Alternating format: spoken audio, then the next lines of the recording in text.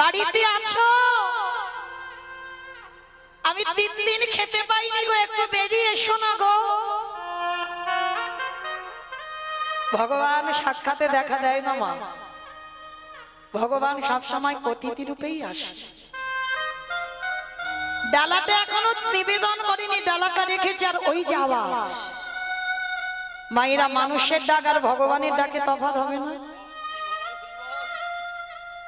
যেই না ভগবান ডেকেছে, হৃদয়টা জড়িয়ে গেল। কেমন হৃদয় জোড়ানো ডাক দিল আমায়। পারস্তা রেখে ভগবান সেবা বাদ দিয়ে ছুটে গেল দরজায়, আর দরজায় গিয়ে দেখছে 4 জন বৈষ্ণব দাঁড়িয়ে আছে। আমা বলো তো, আগে অতিথি সেবা না আগে ভগবান সেবা? জানিস মানি কত? দুপুর বেলা খেতে বসেছো, বাড়ির সবার খাওয়া হয়ে গেছে, মা তোমার খাবারটা রয়েছে অন্ন ব্যঞ্জন। সেই সময় যদি কোনো অতিথি এসে বলে মা দুটো খেতে দিবি, আমাদের মতো মেয়েরা বলে আমার এখন হাত জোড়া, তুমি অন্য বাড়ি দেখো, এখন খাবার টাবার নেই। কিন্তু মনে রেখো মা, অতিথি কাকে বলে? যার কোনো তিথির জ্ঞান নেই। তোমার আত্মীয় পরিজন আসবে, সে তো ফোনে বলে দিয়েছে তার জন্য অন্ন ব্যঞ্জন হয়েছে, সেটা অতিথি নয়। অতিথি যে হওয়া অন্নে আসবে, যার কোনো তিথির জ্ঞান নেই, সময় নেই, তিথি নেই, নক্ষত্র নেই, কোনো দিন বিচার নেই। হঠাৎ যদি কেউ এসে যায় ভর দুপুর বেলা, হওয়া রান্না। মনে রেখো মা, বহু বহু জন্মের সাধ্য সাধনা আছে বলে তবে দুপুর বেলা তুমি ঘরে পেয়েছো বৈষ্ণব। যদি একটা দিন নিজের খেতে নাও হয়, অতিথি যেন দুয়ার থেকে চলে না যায়। কারণ একটা অতিথি, একটা ভিখারি, একটা বৈষ্ণব, একটা ব্রাহ্মণ যদি দুয়ার থেকে চলে যায়, শত শত জন্মের ভজন তোমার নষ্ট হয়ে যায়। ওই জন্য ভগবান বলছে, আগে আমার ভক্ত পরে আমি। আগে আমার ভক্তরে ভালোবাসো, তারপরে তুমি আমায় ভালোবাসতে পারবে। তো সন্দীপনী মনি ছুটে দরজায় এসেছে, এসে দেখে না মা 4 জন বৈষ্ণব দাঁড়িয়ে আছে। বাবা, আজ আমার দিনটা কত ভালো জানো। সকালবেলা আমি 3 জন বৈষ্ণব সেবা দিয়েছি, আবার দুপুর বেলা 4 জন। হায় রে, যে নিজের পেটের ভাত জোগাড় করতে পারে না বাবা, সে আজকের ভক্ত সেবা দেওয়ার জন্য কাঁদে। কেন জানো? যার আছে বাবা সে দেয় না, যার কিছু থাকে না সে দেওয়ার জন্য কাঁদে। দয়াময়, তুমি তো আমায় কিছু দাওনি, আমি তোমায় দেব কি?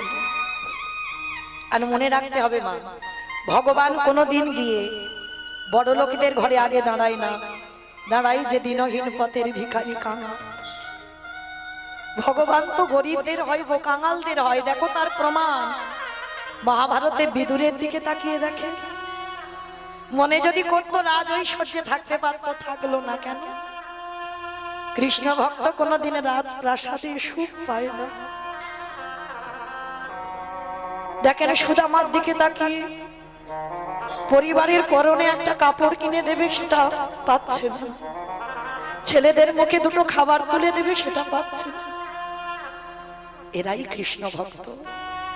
মনে রাখতে হবে, যারা লক্ষ্মী, কালী, দুর্গা, সরস্বতী, মনসা, শীতলা ভক্ত তাদের পার আছে, কিন্তু যারা কৃষ্ণ ভক্ত হবে মা, যে করে আমার আশ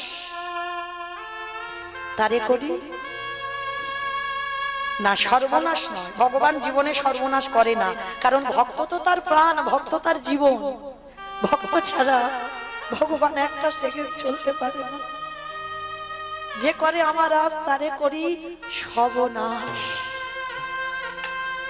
ভগবান ভক্তি সর্বনাশ করে দেয়। কৃষ্ণ ভক্ত যদি তুমি হয়েছো বাবা, আত্মীয় পরিজন বন্ধু বান্ধব তোমার আপন বলতে আর কেউ থাকবে না।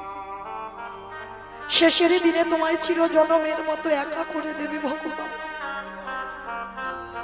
পথের ভিখারি করে দেবে, পথিক কাঙাল করে দেবে। তারপরে যদি তুমি ভগবানের চরণ না ছাড়ো, তারপরে ভগবান তোমার দাসের অনুদাস। দেখেন বাবা, এটা আমার কথা বিশ্বাস করতে হবে না, একটু মিলিয়ে নেন গ্রন্থের দিকে তাকিয়ে। কান্দির জমিদার লালা বাবু ছিল না? কি গো, লালা বাবুর যখন 12 বছর বয়স, শুনে নেন, লালা বাবু 12 বছর থেকে দানি ছিল, ছোটবেলা থেকে দানি। মানে কিছু যদি খেত, মনে হতো কেউ যদি আসতো তাকে দিয়ে খেতাম।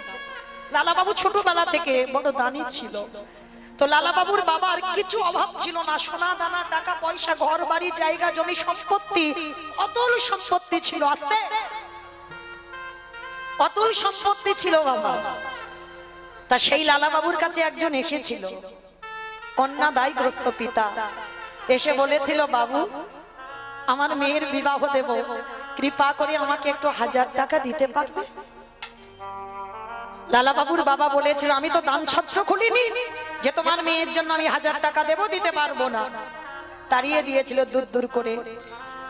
যখন অতিথি চলে যাচ্ছিল, লালার সঙ্গে দেখা হলো। লালা অতিথির হাত ধরে বাবার কাছে এনেছিল, এনে করজোর করে লালা বলেছিল, বাবা তোমার তো কিছু অভাব নেই বাবা, সোনা দানা টাকা পয়সা সম্পত্তি তোমার সব ভরপুর, বাবা 1000 টাকা দিলে কি কমে যাবে?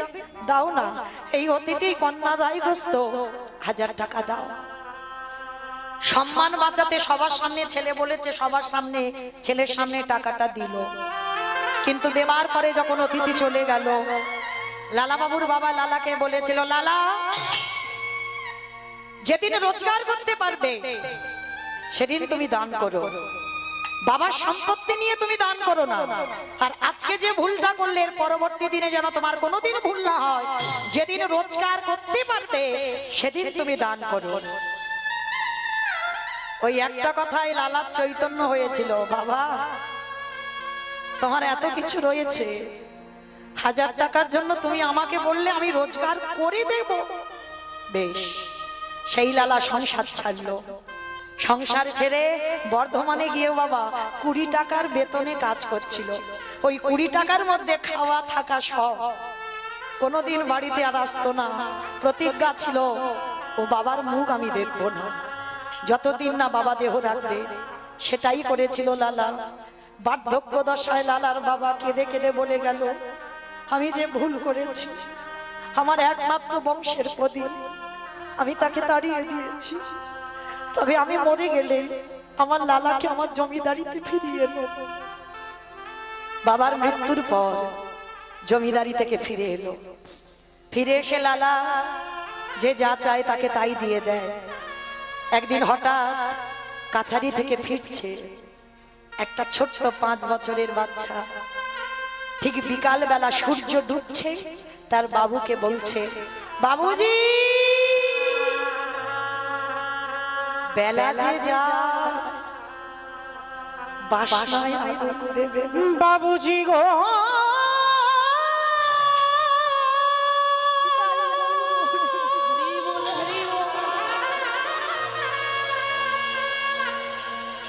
বেলা যে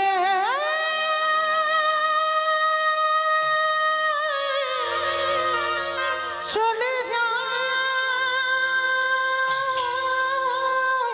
আর সময় নেই বাবুজি, সময় নেই। এবারে বাসে না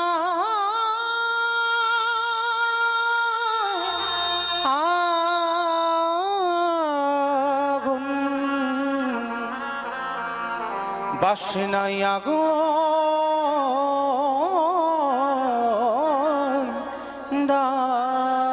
বাসনা মানে কি? কলার বাসনা, ধোপার নেই।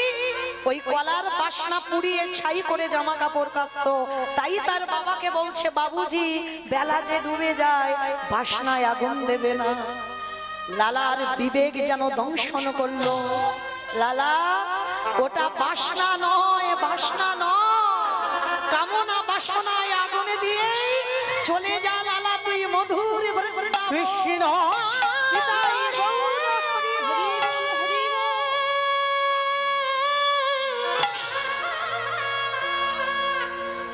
একেবারে দেখা দেখা দে, একেবারে দেখা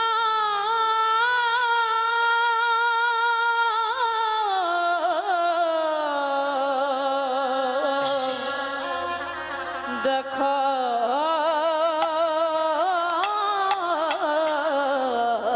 দে।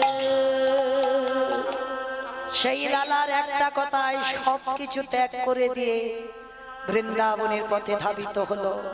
কিন্তু জমিদারি স্বভাব কি যায় গো, রাস্তায় ঘুমাচ্ছে, ওই পাথরে নিয়ে মাথার বালিশ করেছে, পাথরে নিয়ে পা বালিশ করেছে। রাজা তো পা বালিশ না হলে ঘুম হতো না।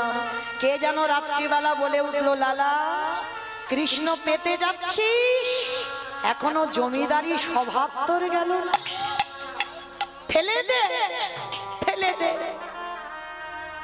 সেই লালার কাছে ভগবান বলেছিল, লালা আমার একটা মন্দির করে দিবি। লালা বলেছিল, প্রভু মন্দির করতে গেলে অর্থের দরকার, সিমেন্ট বালি ইট লাগবে। একদিন আমি জমিদার লালা ছিলাম, কিন্তু আজকে তো আমি জমিদার লালা নয়, আজ আমি ভিখারি লালা। কি করে তোমার মন্দির বানাবো বলো? ওরে আমি ওই যে রড বালি সিমেন্টে গাঁথা ও মন্দিরে থাকি না, আমি থাকি ভক্তির হৃদয়ে। যে জন নয়ন ঝরে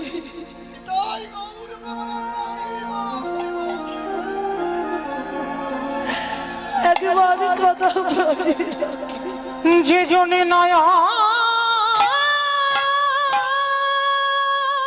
জলে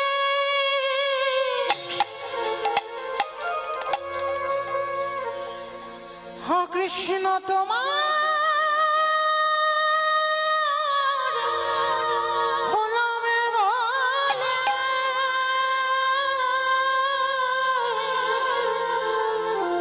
একেবারে ডাকা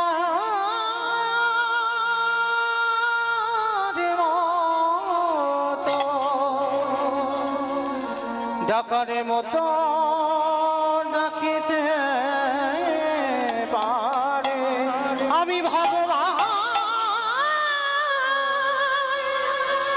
হয়ে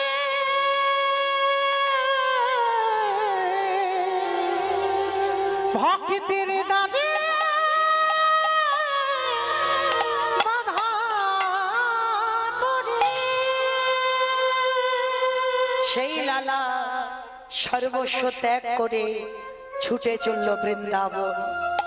দেখেন তাকিয়ে নরোত্তম দাস ঠাকুরের দিকে, জমিদারের ছেলে জমিদারি ত্যাগ করে সর্বস্ব ত্যাগ করে চলে গেল বৃন্দাবন।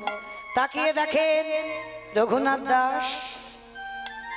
আহা, তার আগে একটা কথা জানতে হবে, এই লীলাটা যদি মন প্রাণ দিয়ে শোনেন তাহলে বুঝতে পারবেন কীর্তন শুনলে কি হয়, কীর্তন গাইলে কি হয়।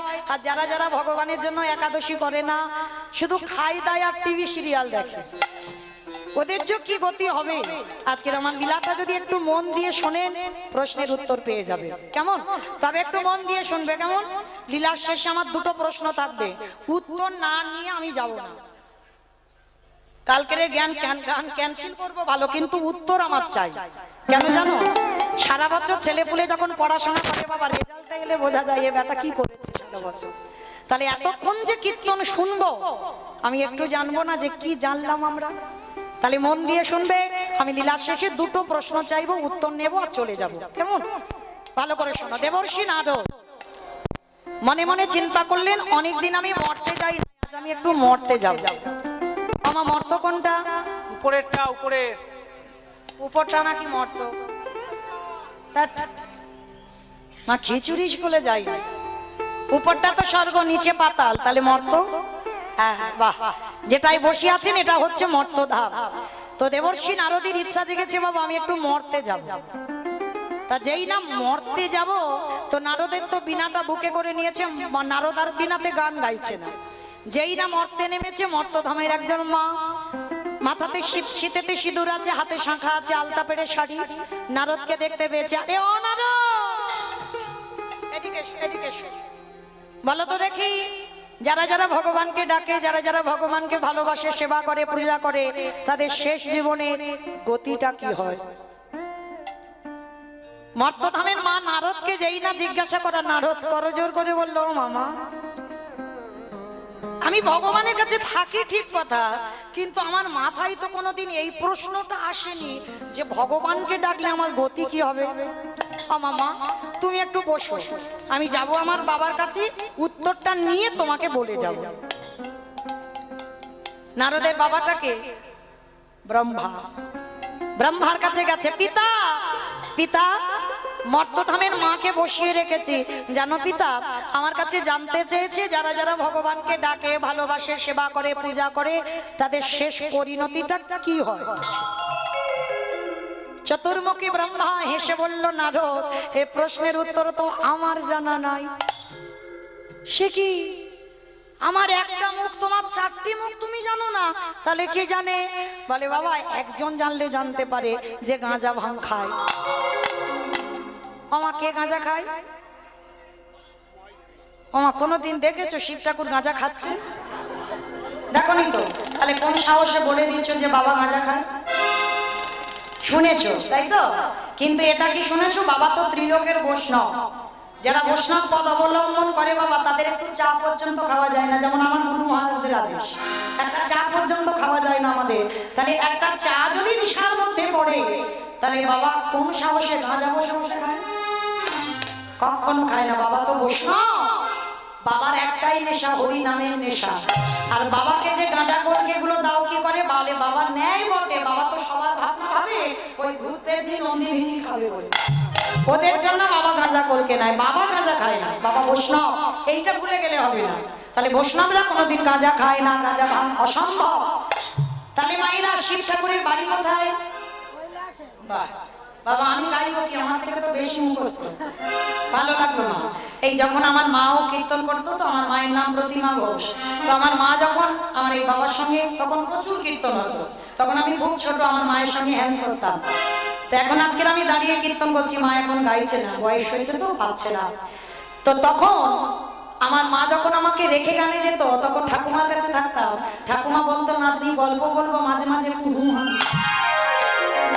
কি মা ঠাকুমারা বলে না, হু হা না দিলে গল্প বলতে ভালো লাগে না। তাহলে আমি সেই ডায়মন্ড হারবার থেকে আপনাদের চরণে এসেছি, ভগবানের লীলা বলবো। আর আমি শুধু যদি একা বলি ভালো লাগবে?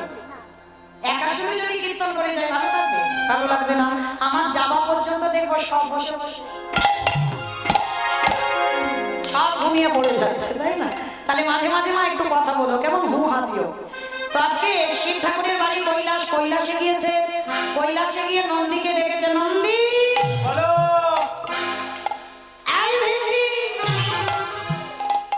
যেই না নন্দী ভিন্নিকে ডেকেছে, বাবা এসেছে, কি ব্যাপার? আরে বাবা কোথায়? বলে জানি না, তুই এক্ষুনি তো ছিল। ব্রহ্মা বলছে, দাঁড়াও তোমাদের দেখতে হবে না, আমি দেখছি ব্যাটা কোথায় গেছে। ধ্যানে বসেছে ব্রহ্মা, আর নারদও ধ্যানে বসেছে। বসে দেখছে বাবা কৈলাসে নেই। বাবার তো কৈলাসের থেকে আরো একটা প্রিয় জায়গা আছে, বলো তো কোনটা? শ্মশান। বা বাবার খুব প্রিয় জায়গা শ্মশান। এইবার ধ্যানাযোগে দেখছে বাবা শ্মশান। আচ্ছা ও বাবার বাহনটা কি? ইঁদুর। ইঁদুর সকাল থেকে একটা সত্যি কথা ঠিক কথা বলতে পারছে না। বাবার বাহন হচ্ছে ষাঁড়, মানে বৃষভ। তাই বা ধ্যানাযোগে নারদ দেখছে আর ব্রহ্মা দেখছে বাবা শ্মশানে কি করছে জানো? বাবা ঘুরে বেড়ায় ষাঁড়ের পিঠে, বাবা চড়ে বেড়ায় ষাঁড়ের পিঠে। বাবা বলো শিব গো, বাবা বলো আমার বাবা বলো বাবা বলো ঘুরে বেড়াই ষাঁড়ের পিঠে, ঘুরে বেড়াই ষাঁড়ের পিঠে। বাবা বলো শিব গো, শিব গো, ওই মন্দিরে বাবা বলো শিব গো, মন্দিরে বাবা বলো শিব, শিব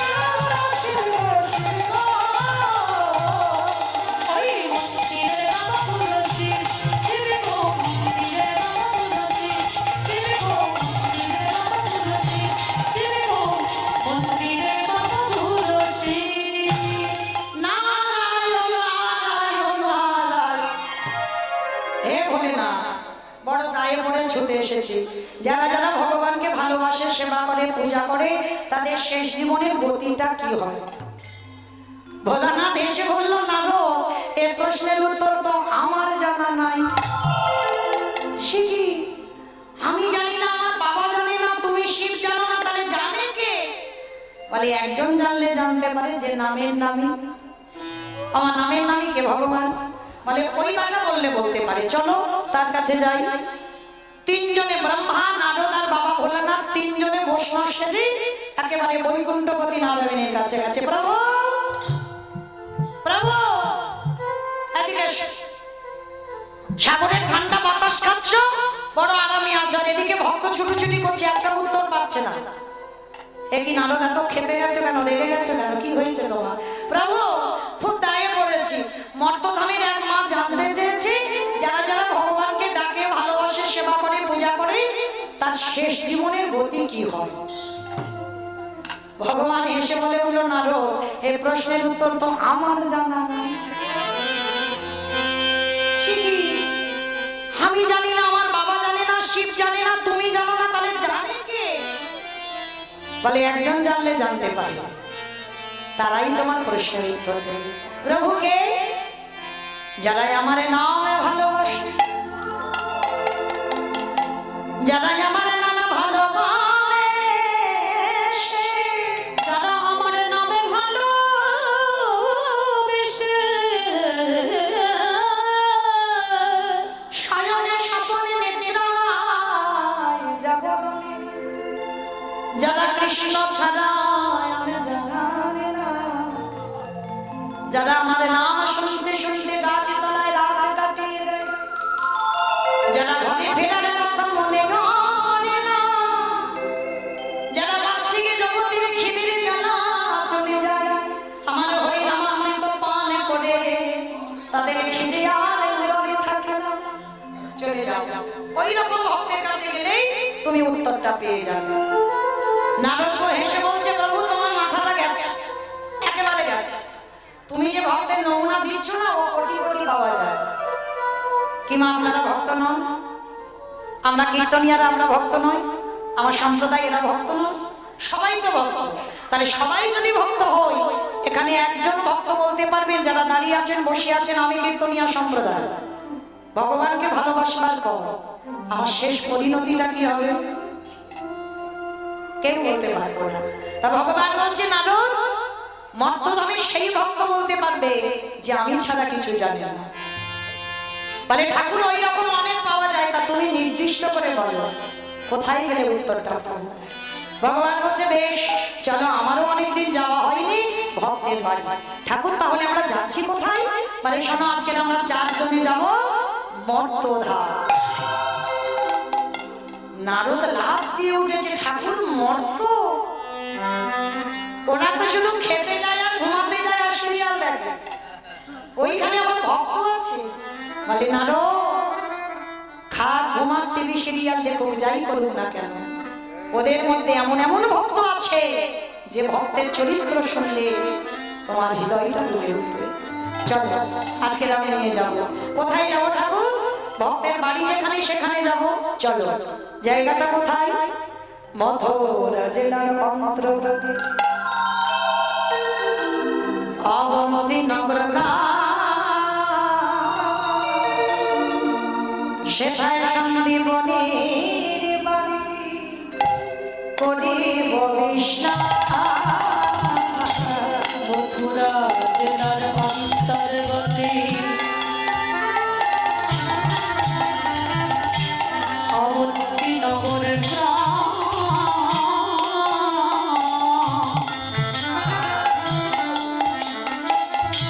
সেথা সন্দীপনের বাড়ি করিব বিষ্ণা। যাবো আমরা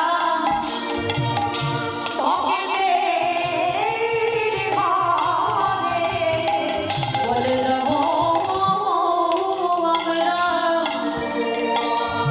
সেই ভক্তের ঘরে ওই না কৃষ্ণ মেলা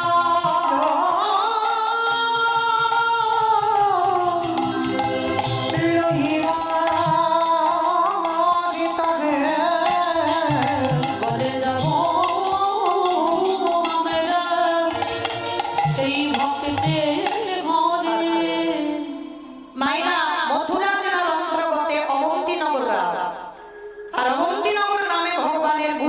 থাকতেন, যার নাম সন্দীপনী মণি। আজকের ব্রহ্মা বিষ্ণু মহেশ্বর নারদ নামগুলো মনে রাখবে মা, শেষে প্রশ্ন থাকবে, কাজে লাগবে, এখান থেকেই প্রশ্নগুলো উঠবে। চারজনে বৈষ্ণবী সেজে সন্দীপনী মণির আশ্রমে আসছে। তো এই সন্দীপনী মণি কেমন জানো? তার নিত্য কর্ম কি? আপনাদের আমাদের নিত্য কর্ম হলো সকালবেলা ঘুম থেকে উঠলাম, স্নান করে ভগবানের কর্ম সেরে সংসারে কর্ম করলাম। আবার অনেক অনেক ভক্ত আছে মা, সকালবেলা উঠে সংসারে সব কাজ ছেড়ে নিল, স্নান করে ভগবানের কাজ করলো। আবার অনেক অনেক ভক্ত আছে বাবা, তাদের ব্যাটারি দিতে হবে। ব্যাটারি মানে বোঝো তো? মানে ঘুম চোখটা খুলবে, চা খাবে, তারপরে অন্য কাজ। অনেক রকমের ভক্ত আছে। তো আজকে সন্দীপনী মণি একেবারে আলাদা, তার একটা সংকল্প ছিল। কি সংকল্প জানো? প্রতিদিন ওই ব্রহ্ম মুহূর্তে স্নানে যাবে যমুনা। ব্রহ্ম মুহূর্ত কাকে বলে? 1 ঘন্টা সূর্য উদয়ের 1 ঘন্টা 36 মিনিট আগে। এই সময় প্রতিদিন সন্দীপনী মণি যায় যমুনার ঘাটে, স্নান করে। স্নান করে ওই ভিজে কাপড়টা ছাড়ে না, ওই ভিজে পোশাকটা পরে দরজার ধারে বসে বসে কাঁদে। আমার কেন কাঁদে? ভগবানের জন্য না, সংসারের জন্য না। তাহলে কাঁদে কেন? তার একটা সংকল্প আছে। কি সংকল্প জানো? দয়াময়, স্নান করে সবার আগে আমি অতিথি সেবা দেব। আমার দুয়ারে তুমি একটা অতিথি পাঠাবে, অতিথি সেবা দেব। তারপরে আমি মাধুপুরীতে যাব, যা পাবো রন্ধন করে তোমায় দেব, তারপরে আমি প্রসাদ পাবো। এটা প্রতিনিয়ত, মানে মৃত্যুর আগের দিন পর্যন্ত মুনিবরের সংকল্প। তো আজকের বাবা সকালবেলা 3 জন বৈষ্ণব সেবা হয়ে গেছে।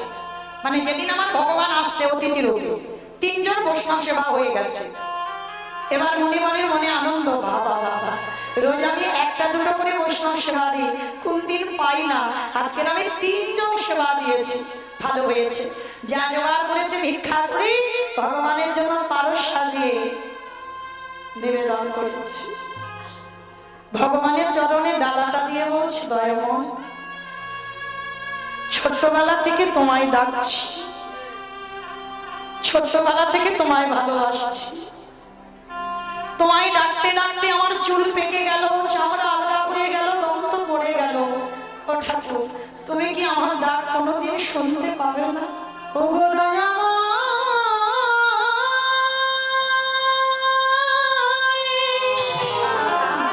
বলো না।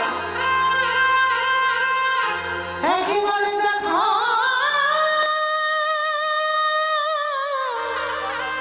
দেখো না। এত কাঁদি, এত ডাকি, তুমি কেন শুনতে পাও না? ও গো তুমি না কি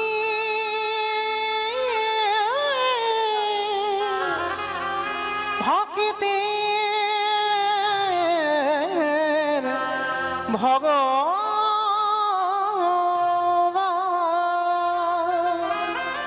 বসে বসে ঠাকুরের কাছে জানাচ্ছে, দয়াময়, আমার ডাক তুমি কবে শুনতে পাবে? একবারে দেখা দাও না। আমি কোথাও গেলে বলো, আমি কবে তোমায় পাবো? পাবো রে দেখা। ও গো দয়া মা, দেখা দাও। কোথাও গেলি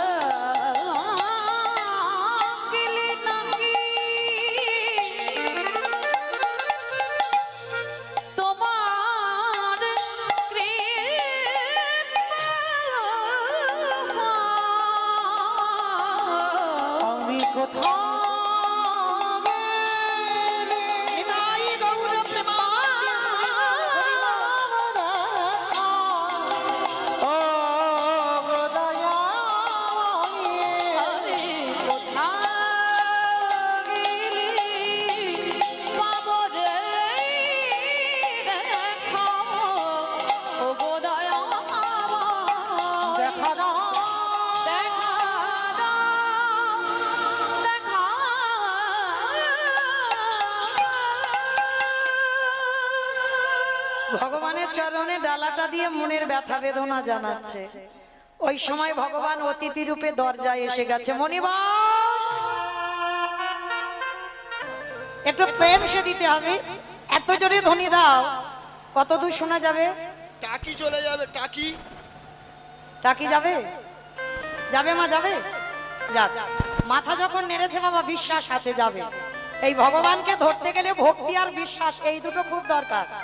ওই বিশ্বাসটা যদি থাকে না যে যাবে আমার ধ্বনিটা, তাহলে শুধু টাকি যাবে না, সোজা চলে যাবে সুরধ্বনি গঙ্গায় মহাপ্রভুর চরণে। তো চলো দেখি সবাই আমার পিতাইকে গৌর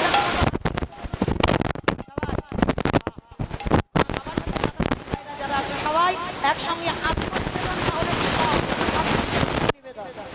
ওমা, ওই জায়গাটা ধসে গেল কেন? এই ধসা রোগটা ভালো নয়। তোলো দেখি সবাই, আত্মনিবেদন করতেই হবে তার চরণে। দেহ মন প্রাণটা দিয়ে দাও একেবারে, সব সমর্পণ। সবাই বলো গৌর সুন্দরী কি নবদ্বীপ ধামে কি, সচির নন্দনে কি, বিষ্ণু প্রিয়া কি, নিতাই চাঁদে কি, ভক্তবৃন্দ কি, হরিবাসর ধাম কি, সাধু গুরু বৈষ্ণব কি, আপন আপন গুরু চরণ কি, নিতাই গৌর প্রেমানন্দ। আমার চলো একটা ভজন গাইতে গাইতে যাওয়া হোক। হবে তো একটা ভজন, হবে তো একটা। চলো তোমাদের অনুমতি নিয়ে চলো একটা ভজন গাইতে গাইতে যাই। কারণ বৃন্দাবনে যাবো, সুরধ্বনিতে ছিলাম এতক্ষণ, সুরধ্বনি তীর ধরে যেতে হবে। তবে আমি আর আমার সম্প্রদায় নয়, সবাই যাবো। ওই উলুধ্বনি দাও। সুরধুনির কিনারায় সোনার নূপুর দিয়া পায় নাচ নগরী গো সুন্দর গৌরাঙ্গরায়। ওই সুরধনির কিনারায় সোনার নূপুর দিয়া পায় নাচে না গরিব সুন্দর গৌরাঙ্গরায়। আমি সুরধুনির কিনারায় সোনার নূপুর দিয়া পায় নাচে না গরি গো সুন্দর গৌরাঙ্গরায়। সুরধনির কিনারায় সোনার নূপুর দিয়া পায় নাচে না গরিব সুন্দর গৌরাঙ্গরায়। ও নাচে সুন্দর, নাচে সুন্দর, ও নাচে সুন্দর গৌরাঙ্গরায়, নাগরি গো সুন্দর গৌরাঙ্গরায়। ওই সুরধনির কিনারায় বাবা, আমি আর আমার সম্প্রদায় যাচ্ছি, আর কেউ যাচ্ছি না। যাচ্ছ তো সবাই যখন যাবো, কই আর এক ভাগ কান মুলে বলছি মা কালীর দিব্যি, আর বলবো না। এই ভাবটা শেষ। সবাই দেখি হাত দুটো তোলে একবার দেখি। সবাই একসঙ্গে তালে তালে করো তালি, কেমন? সুন্দর কপালে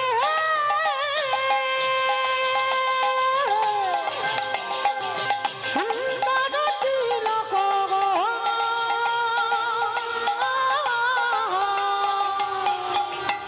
ওই সুন্দর কপালে সুন্দর তিলক গো। আহা সুন্দর খান, আহা সুন্দর খান, আহা সুন্দর খান, সুন্দর খান নামা বলি গায়, নাগরি গো সুন্দর গৌরাঙ্গরায়। ওই সুরধনির কিনারায় সোনার নূপুর দিয়া পায় নাচে না গরিব সুন্দর গৌরাঙ্গরায়। বলো রাধে রাধে রাধে রাধে জয় জয় শ্রী রাধে। রাধে রাধে রাধে রাধে জয় জয় শ্রী রাধে। মামা সবাই বলছো রাধা নাম। সকাল থেকে আমরা যারা নামের মালাতে জপ করেছি, কৃষ্ণ বলেছে, কিছু হয় ওতে জানা হবে একবার রাধা নাম যদি উচ্চারণ করা যায়, তার থেকে হাজার গুণ পূর্ণ সঞ্চয়। চলো দেখি রাধা চরণ আগে আশ্রয় করতে হবে। তোলো দেখি হাত একবার, সবাই বলবে কিন্তু, কেমন? জয় জয় রাধে রাধে রাধে রাধে জয় জয় শ্রী রাধে। রাধে রাধে রাধে রাধে জয় জয় শ্রী রাধে। বিশ্বভানু দুলালী রাধে রাধে রাধে, বিশ্বভানু দুলালী রাধে রাধে ও রাধে। শ্যাম প্যারি রাধে রাধে রাধে, শ্যাম প্যারি রাধে রাধে ও রাধে। রাধে রাধে রাধে রাধে জয় জয় শ্রী রাধে। ও রাধে রাধে রাধে রাধে জয় জয় শ্রী রাধে। জয় জয় রাধে রাধে। বৃন্দাবন মে রাধে রাধে গোবর্ধন মে রাধে রাধে নিধন মে রাধে রাধে লাল বন মে রাধে রাধে কমল বন মে রাধে রাধে উচ্চারণ মে রাধে রাধে রাধে রাধেটা ঠিক হচ্ছে না, বেতালে চড়বো চড়বার আওয়াজ হচ্ছে না, একটা তাল থাকতে হবে কীর্তনে, কেমন? সবাই বলো জয় জয় রাধে রাধে রাধে রাধে রাধে রাধে রাধে রাধে বৃন্দাবন মে রাধে রাধে গোবর্ধন মে রাধে রাধে নিধন মে রাধে রাধে লাল বন মে রাধে রাধে কমল বন মে রাধে রাধে জোরসে বলো রাধে রাধে রাধে রাধে রাধে রাধে জয় জয় শ্রী রাধে রাধে রাধে রাধে রাধে জয় জয় শ্রী রাধে বলো রাধে রাধে রাধে জয় জয় শ্রী রাধে বলো রাধে রাধে রাধে জয় জয় শ্রী রাধে রাধে রাধে রাধে রাধে জয় জয় শ্রী রাধে বলো রাধে রাধে রাধে রাধে জয় জয় শ্রী রাধে বলো জয় জয় শ্রী রাধে বলো জয় জয় শ্রী রাধে জয় শ্রী রাধে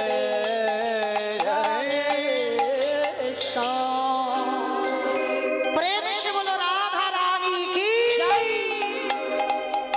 মামা জয়টা ঠিক হলো না, এই রাস্তার উপরে তো উঠলো না, আর একটু জোরে দা। আচ্ছা মা, তোমাদের এই গ্রামে শাশুড়ি বৌমাতে ঝগড়া টগড়া হয় না?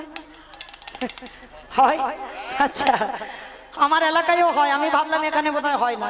আচ্ছা, শাশুড়ি বৌমাতে ঝগড়া হলে যে গলাটা বার হয়, একটু হরিবাসরে বের করো, একটু জোরে গলাটা ছেড়ে বলবে, কেমন? বলো রাধা রানী কি, তার মানে ঝগড়া হয় বাবা।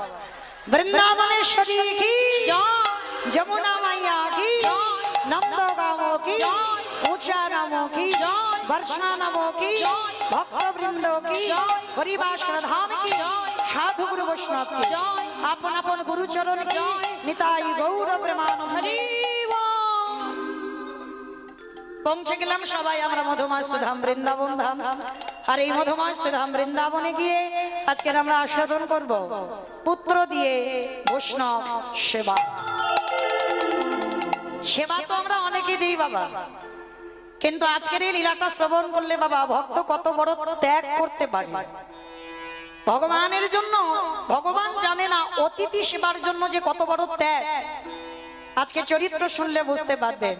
তো শুনতে গেলে আমাদের সবাইকে যেতে হবে বাবা মথুরা জেলায়।